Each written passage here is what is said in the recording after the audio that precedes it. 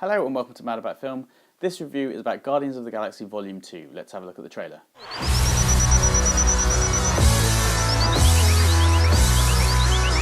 Showtime, a-holes!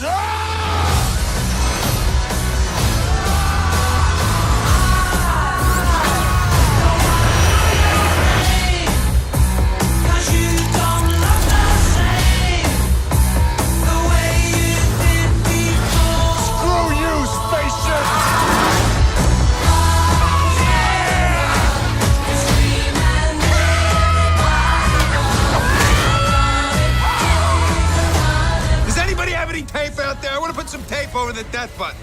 Nobody has any tape. Not a single person has tape. You have an atomic bomb in your bag. If anybody's gonna have tape, it's you. I have to do everything. You are wasting a lot of time.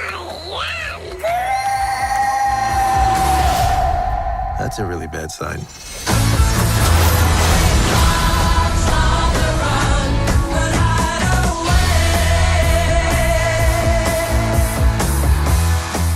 So what did I think of Guardians of the Galaxy Volume 2?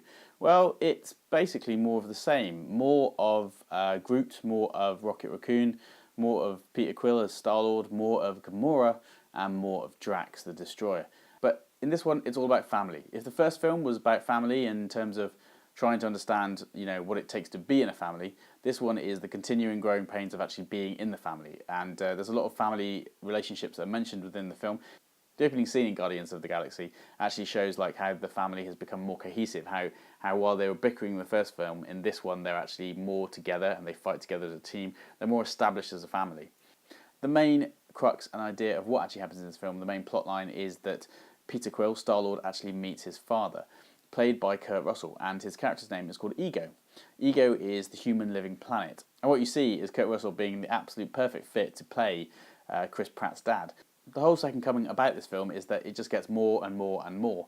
And the thing is, now that the characters are established and you know what the franchise essentially is, the characters, it's like watching your favourite sitcom, like watching That 70s Show or Cheers or Scrubs, and just basically enjoying the fact that you can take the same kind of group and the same dynamic and basically dial it up to 11. Baby Groot is probably the cutest thing you'll see all year, maybe apart from the fact that when BB-8 comes back in The Last Jedi, and Yondu, played by Michael Rooker, actually gets a bigger part in this film.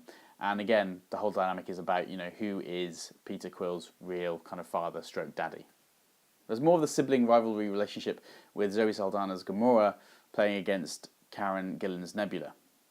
They're pretty much at each other's throats in the first film, and in this one they seem to come together, which is kind of strange as well, because you kind of felt like they really, really want to kill each other in the first film, but in this one it seems like they actually keep fighting each other to a point of actually there's some element of love within that relationship. It's a really fun film. The visuals are absolutely superb. James Gunn, the director, has really pushed the boat out in this film and actually kind of, added the new soundtrack. I mean, I heard that basically he was working on the film straight after the Guardians of the Galaxy first came out in cinemas on general release, and he started on this story straight away. It's a classic continuation story. It's a good sequel. It's a strong sequel. But at the same time, there's something that really annoys me about this film, and the whole idea of family, which gets reiterated and hammered home from the outset, it kind of goes along in these Marvel superhero films. The thing that kind of bugs me about the Marvel superhero films, and I know that these days they're suffering from fatigue, is the fact that basically you can only play family so much. Civil War had it when you had Captain America and Iron Man at each other's throats, and at the same time their kind of whole family kind of sort of separates, and they're doing that as a process for them to kind of push towards Infinity War. But in this particular film, it's almost like the whole concept is contrived, and while the film is fun and really colourful and brilliant to look at and is establishing the characters, I kind of felt like for it to be really unique, it needed to say something else, and it doesn't really do that. So, I mean, you get what's exactly on the tin, and that's what's good about this film. And so if you really do want to see a great space epic, an action film, one with killer lines, and actually the dialogue and the humour in it is very, very good, but knowing that it's a superhero film, knowing that it's tied into Infinity War, knowing that, this is a progressive process for them to go towards those films, it's just getting a little bit like, oh, come on now, seriously, can we have something interesting to say about the Guardians of the Galaxy? I almost wanted them to get over the hill that is Infinity War, even at this stage, until, what's going to happen next. It's not perfect, it's not amazing, but for me, Guardians of the Galaxy Volume 2 gets 3.5 out of 5. It's a crash bang wallop, really colourful, really loud, brilliant, great for a great night out, but not very, very super deep at the end of the day. If you like that review and you'd like to see more, please click here, and please like and subscribe. I'd love to hear your comments. And yeah, thank you very much, and I'll see you in the next one.